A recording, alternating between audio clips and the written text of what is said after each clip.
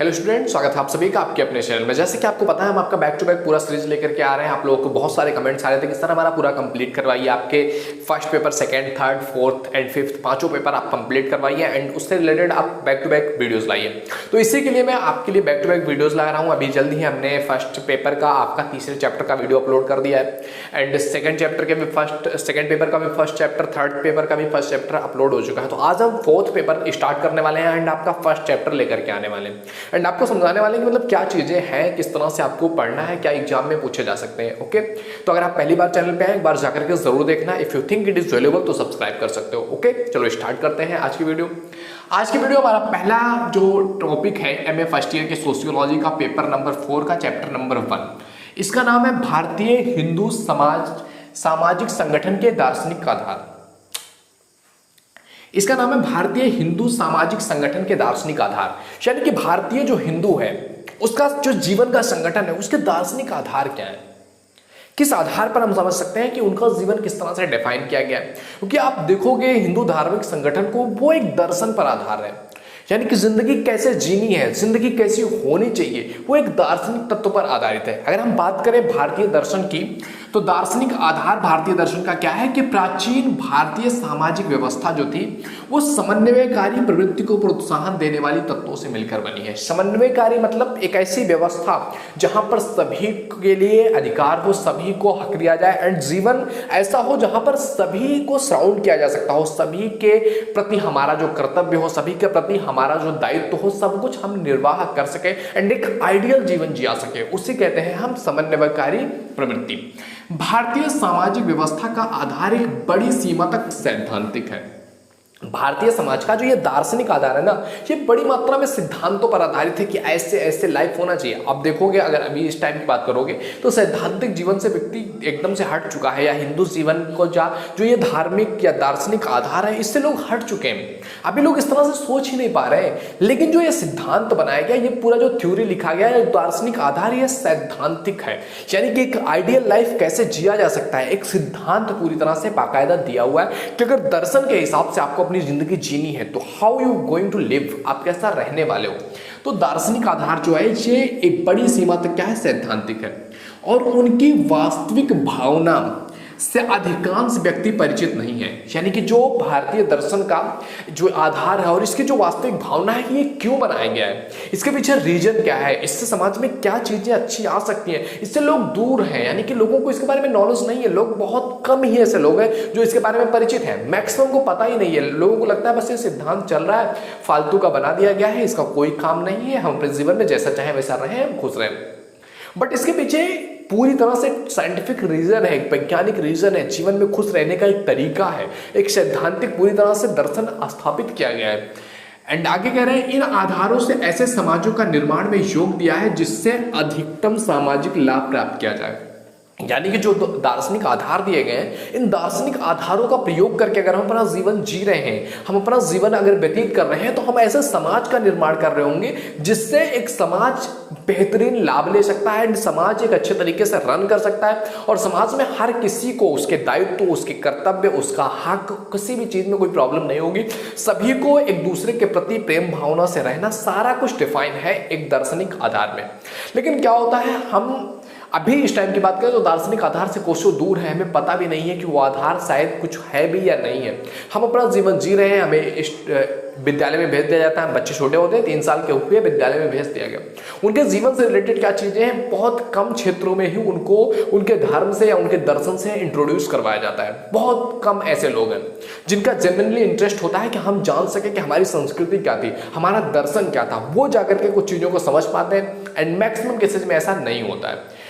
तो भारत के जो दार्शनिक आधार है, अगर इसको समझा जाए तो दार्शनिक आधारों के प्रकार, कई सारे प्रकार के दार्शनिक आधार हैं जिनके आधार पर अलग अलग तरीके से इसको डिफाइन किया जा सकता है। इसमें सबसे पहली चीज बात करते हैं पंचऋण, यानी भारतीय दर्शन में जो चीजें रखी गई है उसमें पंचऋण का बहुत महत्व है। यानी कि मनुष्य जो एक जीवन ला रहा है या एक जीवन जी रहा है, उसको 5 ऋणों से उसको रखा गया है। ऋण क्यों रखा गया कि वो अपने कर्तव्यों का पालन कर सके, क्योंकि अगर कोई व्यक्ति है तो उसकी लाइफ केवल उसके लिए नहीं है, क्योंकि अगर व्यक्ति केवल अपने लिए ही जीने लगा और उसने समाज में एक रिलेशन बिल्ड नहीं किया जाए, जो लोग उसके साथ अपने हैं उनके साथ उसका कोई कर्तव्य नहीं रहा या उनके बारे में वो सोचता ही नहीं, then he will definitely going to be the mentally weak, वो mentally weak होने वाला है। एंड इस चीज से ऐसा ना हो सके, क्योंकि मनुष्य एक सामाजिक प्राणी है, उसको समाज में रहना है, समाज में लोगों के साथ उसका कुछ रिलेशन होना चाहिए, उसके कर्तव्य होने चाहिए। और इसी चीज को डिफाइन करने के लिए इन 5 ऋणों के बारे में इंट्रोड्यूस किया गया है,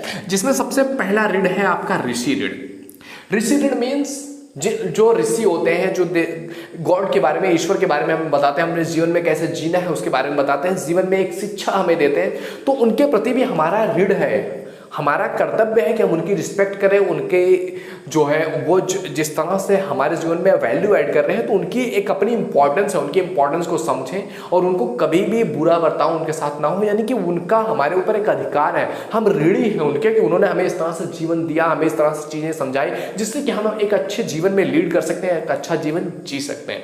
तो सबसे पहला ऋण है ऋषि ऋण। दूसरा है आपका देव ऋण। देव ऋण मतलब देवताओं के प्रति ऋणी, जैसे कि भूमि, चंद्रमा, आकाश, बरसात, हर एक चीज में आप देखते होंगे, अगर हिंदू जीवन पद्धति को आप समझ रहे हैं तो हर एक चीज के लिए एक अलग अलग देवता है। पानी बरसाने के लिए कोई अलग देवता है, भूमि का कोई अलग देवता है, जो है सूरज अलग है, चांद अलग है। तो हर किसी ने हमारे जीवन में कुछ ना कुछ वैल्यू ऐड किया है, तो उनके प्रति भी हम ऋणी हैं कि उन्होंने हमारे जीवन में इतना सारा कुछ वैल्यू ऐड किया है जिससे कि हम एक अच्छी लाइफ रन कर सकते हैं। तो ये कहलाता है आपका देव ऋण। तीसरा है आपका पितृ ऋण। पितृ ऋण से तात्पर्य है माता पिता का ऋण, क्योंकि माता पिता एक बच्चे को जन्म देते हैं, उसका लालन पालन करते हैं, उसको शिक्षा दिलाते हैं, उसको एक अच्छा जीवन देते हैं, उसको पहनने के लिए कपड़े देते हैं, खाने के लिए भोजन देते हैं, जीवन में जिस भी चीज की आवश्यकता होती है माता पिता उसको पूरा करते हैं। तो उनका भी हमारे ऊपर कुछ अधिकार है ना, हमारे ऊपर उनका भी कुछ ऋण है, तो इस ऋण को कहते हैं पितृ ऋण। जहाँ पेरेंट्स के द्वारा, पितृ मतलब पेरेंट्स हो गया यहाँ पर, तो पेरेंट्स द्वारा हमारे ऊपर जो ऋण रखा गया है, जो हम पेरेंट्स के ऋणी हैं, पेरेंट ने जितना कुछ हमारे जीवन में ऐड किया हुआ है, जितना कुछ हमें दिया हुआ है, हम उसके लिए ऋणी है ना, तो वो कहलाता है आपका पितृ ऋण। अगला टॉपिक है आपका अतिथि ऋण, यानी कि हम अपने जीवन में अगर आपको एक अच्छा जीवन जीना है, ये एक बेहतरीन जीवन जीना है, तो आपको समाज के लोगों के साथ इंटरेक्ट करना पड़ेगा। कुछ लोग ऐसे जीवन में आपको मिलेंगे जो आपकी हेल्प कर रहे होंगे आपके जीवन में आगे बढ़ने के लिए। कुछ ऐसे लोग मिलेंगे जो आपकी जिंदगी में कुछ ना कहीं से योगदान दे रहे होंगे आपके जीवन में आकर के, चाहे वो आपकी खुशियों में ऐड ऑन कर रहे हो, चाहे आपके लाइफ में कुछ प्रॉब्लम्स हो उसमें वो आपकी हेल्प कर पा रहे हो, तो इस तरह से वो बहुत सारी चीजों में करते हैं। तो अतिथि भी हमारे प्रति या उनके प्रति हमारा जो ऋण है कि वो हमें जीवन में कुछ ना कुछ वैल्यू ऐड कर रहे हैं, तो हम उनके भी ऋणी हैं, उन्होंने हमारे जीवन में अगर कुछ भी वैल्यू ऐड किया हुआ है तो वो कहलाता है अतिथि ऋण। अगला है आपका भूत ऋण।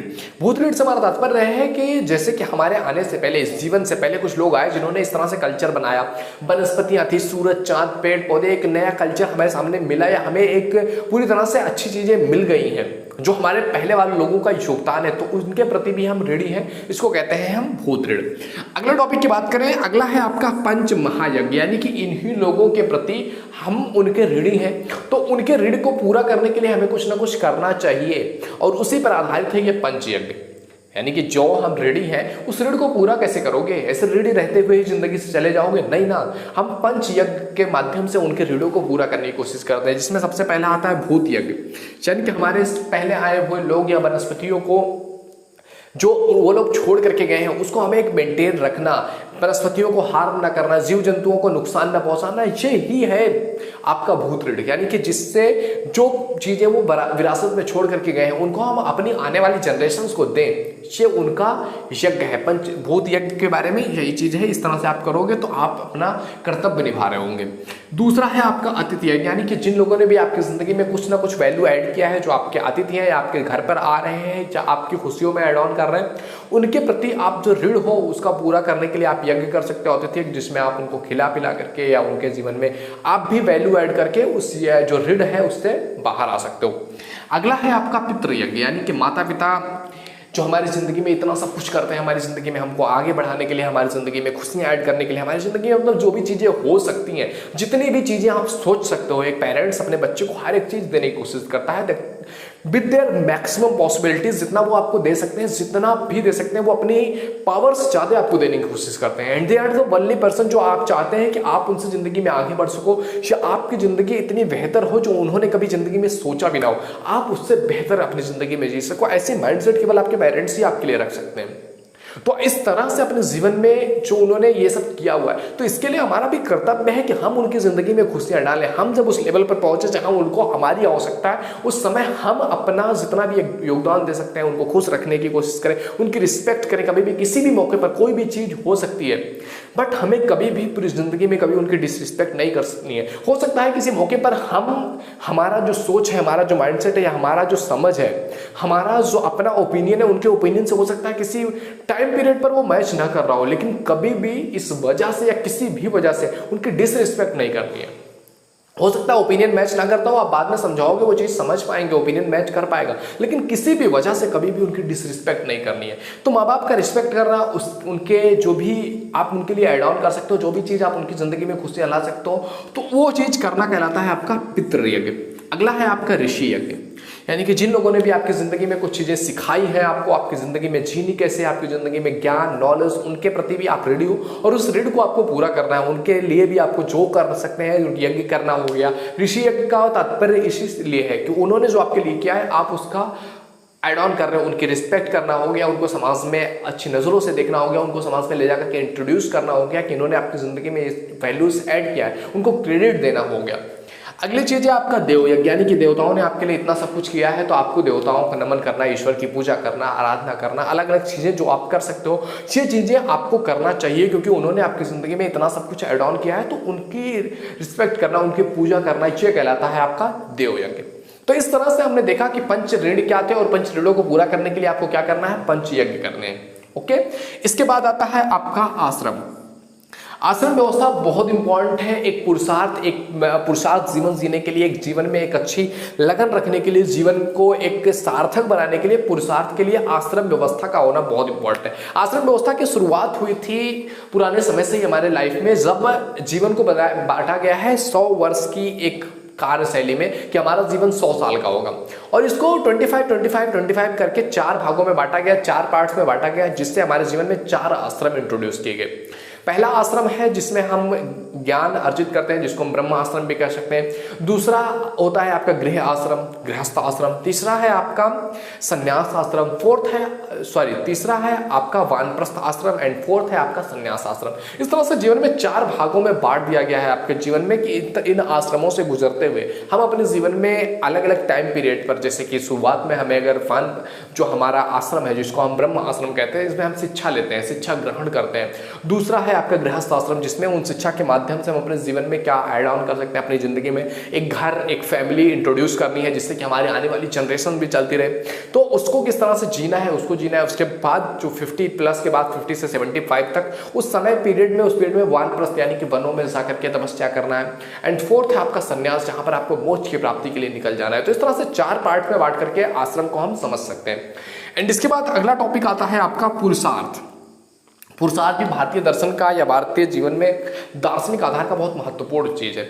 देखो, पुरुषार्थ में 4 चीजें आती हैं आपका। 4 चीजें, पहली चीज आ गई धर्म, दूसरा चीज है आगे आपका अर्थ, तीसरा चीज है आपका काम, एंड फोर्थ है आपका मोक्ष। इस तरह से 4 पार्ट्स में बांट करके हम अपनी जिंदगी को जीते हैं, और यही चीजें हमें हमारे आश्रम भी सिखाते हैं, जो 4 आश्रम है। जैसे कि पहला आश्रम है ब्रह्म आश्रम, जिसमें हम सीखते हैं क्या, धर्म। जो पुरुषार्थ का 4 पार्ट इसमें है ना, पुरुषार्थ 4 होते हैं, मैं आपको यहाँ पर लिख करके समझा रहा हूँ जिससे कि आपको थोड़ा समझ में आ सके। धर्म, अर्थ, काम और मोक्ष।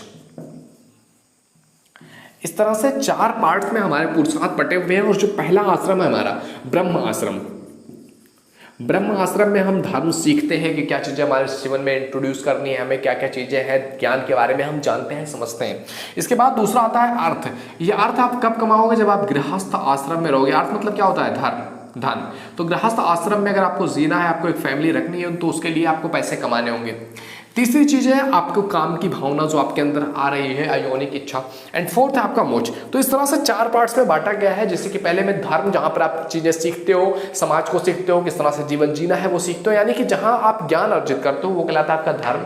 सेकंड, उस ज्ञान का यूज करके आपको पैसे कमाने हैं, जिससे कि आप अपने गृहस्थ आश्रम में रह सकें। आप एक फैमिली में आ रहे हैं, आपकी शादी हो रही है, आपके बच्चे हैं, तो एक फैमिली पूरी तरह से बन रही है, जिसको आपको अच्छे तरीके से रखने के लिए पैसे की आवश्यकता है। तो अर्थ आपका हो गया गया दूसरा पुरुषार्थ। तीसरा पुरुषार्थ है आपका काम, यानी कि आपकी बॉडी की, आपकी यौनिक इच्छाओं की पूर्ति करने के लिए जो चीज किया जाए वो कहलाएगा आपका काम, भावनाओं को तृप्त करने के लिए। एंड इसके बाद आपको जाना है मोक्ष की तरफ। ओके, तो इस तरह से 4 पार्ट्स में आपका पुरुषार्थ है। पुरुषार्थ के बाद अगला टॉपिक आता है आपका कर्मवाद। कर्म आप समझ रहे होंगे कि हम अपनी जिंदगी में जो चीजें कर रहे हैं उसके पीछे एक मीनिंग है, एक रीजन होना चाहिए कि आप जो कर रहे हो उसका क्या रीजन है, क्योंकि आपके आने वाले टाइम में आपको आपके कर्मों के हिसाब से ही चीजें मिलती है। क्योंकि कर्म को भारतीय समाज में बहुत ज्यादा महत्व दिया गया कि आप जो जीवन में जी रहे हो उसमें आपके कर्मों का बहुत महत्व है, और आप जैसे कर्म करते हो आपको आगे आने वाले टाइम में उसका फल मिलता है, इस जन्म में या अगले जन्म में।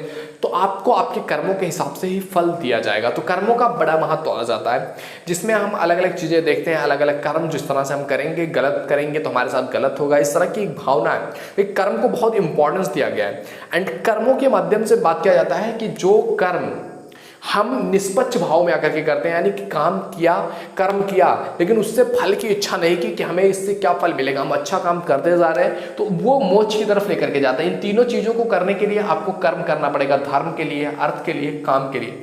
लेकिन मोक्ष आपको ऐसा कर्म करना होगा जहां आपके देखो ये सब चीजें आप करोगे तो यहां आपके अंदर एक इच्छा होगी कि मुझे ये चीज चाहिए। लेकिन अगर आप जब इस तरह से काम करना है, इस तरह से अच्छे काम करना स्टार्ट कर देते हैं जहां आप रिजल्ट की इच्छा नहीं करते हैं, तो वहां से ही आपके मोक्ष की तरफ इंट्रोड्यूस हो सकता है, अदरवाइज आप मोक्ष की तरफ नहीं जा सकते हैं। अगर आपके किसी काम के पीछे आपकी एक इंटेंशन है कि ये मैं करूंगा तो मुझे ये मिल जाएगा, तो फिर आपको मोक्ष नहीं मिल सकता है। मोक्ष पाने का जो तरीका है वो ये है, निष्पक्ष होकर के निस्वार्थ तरीके से आप काम करोगे तो फिर मोक्ष तक आप पहुंच सकते हो। तो ये है कर्मवाद। अगला है आपका संस्कार। संस्कार भारतीय समाज के लिए बहुत इंपॉर्टेंट है। 16 संस्कारों की बारे में बात किया जाता है कि बच्चा जब पैदा हो रहा है उससे लेकर के, बच्चा पेट में रहता है उससे लेकर के उसके जीवन के अंतिम क्षण तक, अंतिम संस्कार तक 16 संस्कार किए जाते हैं, जिससे कि जीवन के हर एक फील्ड पर उसका जो दैहिक हो, उसका मानसिक, उसकी आंतरिक भावनाओं को इंट्रोड्यूस किया जा सके, या उसको एक ऐसा पाथ पर ले जाया जा सके जिससे कि वो एक बेहतरीन जीवन जी सके। तो इसके लिए संस्कारों के बारे में जानना इंपॉर्टेंट है। और जिन घरों में संस्कार के माध्यम से 16 संस्कार किए जाते हैं, तो जीवन के एक पार्ट पर जो जीवन में आपके बड़े हैं, आपके समाज में ऋषि मुनि है, वो आकर के आपको जिंदगी का वो आईना दिखाते हैं कि ये टाइम पीरियड है, ये संस्कार का टाइम आपका होगा, अब यहां से आपको इस रुख में जाना है, आपकी जिंदगी का अगले जो संस्कार तक ये लक्ष्य है। यानी कि आपकी जिंदगी एक डिफाइन कर रहे हैं कि आपको ऐसे जीनी चाहिए, एक आइडियल लाइफ ऐसे जी सकते हैं, तो ये संस्कार होता है। एंड अगला चीज है आपका पुनर्जन्म।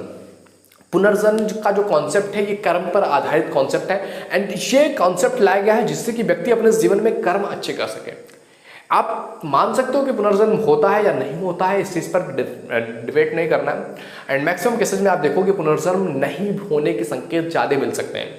लेकिन पुनर्जन्म के जो कॉन्सेप्ट रखा गया, इस कॉन्सेप्ट के पीछे इस कर्मवाद को जो इस जिंदगी में आप कर रहे हो उसको बेहतर बनाने की कोशिश किया गया है। आपको जब भी आपकी लाइफ में कुछ भी प्रॉब्लम्स आ रही हूं, आपकी लाइफ में कुछ बुरी चीजें आपके साथ हो गई हूं, तो उसके लिए कहा जाता है कि शायद तुमने पिछले जन्मों में कुछ बुरा कर्म किया था, इस वजह से तुम्हारे साथ ये हो गया। एंड ये चीज जब हम मान लेते हैं कि हाँ मैंने कुछ किया था एंड इस जन्म में मेरे साथ कुछ गलत हो गया है, तो फिर जो वो रिग्रेट वाली भावना होती है ना कि मेरे साथ क्यों ऐसा हुआ है, वो चीज कम हो जाती है और मनुष्य का जो मेंटल प्रेशर होता है वो रिड्यूस हो जाता है। तो इस कर्मवाद या पुनर्जन्म के पीछे का जो रीजन है वो ये बहुत महत्वपूर्ण भावनाएं निभाता है, बहुत महत्वपूर्ण ये काम निभाता है कि आपके मेंटल प्रेशर को कम करता है एंड आपको इस जीवन में आप अच्छे काम करो इसके लिए भी प्रोत्साहित करता है, ताकि आपका जो आप काम करते हो उसका आपको इस जन्म में और अगले जन्मों में भी फल मिलता है। कुछ फल आपको इस जन्म में भी मिल जाते हैं एंड कुछ फल आपको अगले जन्मों में भी मिलेंगे। इसलिए मन कहा जाता है कि आप पुनर्जन्म होगा जिससे कि आप अच्छे कर्म इस जन्म में कर सको। ये आपको जन्म मिला हुआ है, इस जन्म का आप मैक्सिमम बेहतरीन तरीके से यूज कर सको, इस जन्म को अच्छे तरीके से आप जी सको। इसके लिए पुनर्जन्म का कॉन्सेप्ट होना काफी इंपॉर्टेंट भूमिका निभाता है। कई बार हमारे साथ ऐसी प्रॉब्लम्स होती है या किसी के साथ बहुत बुरा हो जाता है, तो वो चीजें इंट्रोड्यूस की जाती हैं कि आपके पिछले जन्म में कुछ गलत किया था। नहीं तो अगर कुछ गलत हमारे साथ हो गया है, या किसी कोई छोटा सा बच्चा है या उसका एक्सीडेंट हो गया, या किसी छोटी सी बच्ची के साथ रेप हो गया, तो ये चीज अगर आपको इंट्रोड्यूस नहीं किया गया है कि पुनर्जन्म में आपके साथ शायद पिछले जन्म में कुछ गलत हुआ था, तो इस जन्म में तो आपने कोई गलती नहीं की, छोटा सा बच्चा उसने क्या गलती किया था, उसको किस चीज की सजा मिली, ये कॉन्सेप्ट ही क्लियर नहीं हो पाएगा। क्योंकि इसके पीछे कॉन्सेप्ट अलग है। कभी अगर आप मुझे इस चीज़ के बारे में जानना चाहते हो, आप मेरे दूसरे चैनल जो अरशद खान ऑफिशियल है, आप उस पर जाकर के देख सकते हो। इस चीज़ पर हम डिटेल में डिबेट कर चुके हैं ऑलरेडी कि क्या है कर्मवाद, क्या होता है, पुनर्जन्म नहीं होता है, उसके पीछे और इन चीज़ों के पीछे कि हाँ जो बच्चे हैं उनके साथ अगर कुछ गलत हो जा रहा है तो उन्होंने तो अभी कुछ किया नहीं है गलत, फिर क्यों हो रहा है। तो इस चीज़ पर ऑलरेडी हमने डिस्कशन कर रखा है। अगर आपने नहीं देखा तो आप जाकर के वो वीडियो देख सकते हैं, उस चैनल पर आप विजिट कर लीजिएगा। ओके, आपको जो है फीचर चैनल में दिख जाएगा। तो ये चीजें हैं कि पुनर्जन्म बहुत इंपॉर्टेंट है, जिससे कि एक भूमिका बन पाती है, एक जीवन अच्छे तरीके से जिया जा सकता है। तो भारतीय दर्शन के ये आधार है, भारतीय संगठन जो भारतीय हिंदू सामाजिक संगठन है, उसको अगर दार्शनिक आधार पर जिंदगी जीनी हो, जो कि एक सैद्धांतिक जीवन है, तो उसके आधार पर इस तरीके से ये सारी चीजें आपकी जिंदगी में होनी चाहिए। ये सारी चीजें रहेंगी तो फिर आप अपनी जिंदगी को एक दार्शनिक आधार पर जी सकते हैं। इस तरह से अगर कोई व्यक्ति जीवन जी रहा है तो उसका जीवन एक आइडियल जीवन हो सकता है, बट मैक्सिमम केसेस में ऐसा नहीं होता है, लोग इस तरह से नहीं जीते। बट भारतीय हिंदू संगठन का जो धार्मिक जो दर्शन आधार था वो इसी तरीके से था। तो आई होप आपको समझ में आया होगा ये चैप्टर। अगर वीडियो पसंद आया हो तो लाइक जरूर कीजिए। पहली बार चैनल पे आए please visit the channel, it is the most important channel. अगर आप एमए में हैं या आप बीए के बाद कुछ भी कर रहे हैं, it is the most important channel जहां आपको बहुत कुछ चीजें सीखने को मिल सकती हैं। ओके, तो अगर पसंद आया हो शेयर करो अपने फ्रेंड सर्कल में, ताकि उनको भी इस चीज़ के बारे में पता चल सके कि उनको कोई पढ़ा रहा है। अदरवाइज बहुत सारे ऐसे लोग हैं जिनको पता ही नहीं है, वो अपने यूनिवर्सिटी कॉलेज में नहीं पढ़ा पाते हैं अच्छे तरीके से, या उनको कोई ऐसा नहीं मिल रहा है जो उनको अच्छे तरीके से समझा सके पॉइंट टू पॉइंट। तो ये उनके लिए बहुत इंपॉर्टेंट है, तो एक बार शेयर जरूर कर देना। ओके, मिलते हैं आपसे अगले वीडियो में, तब तक के लिए जय हिंद, जय Bharat, thank you, bye bye.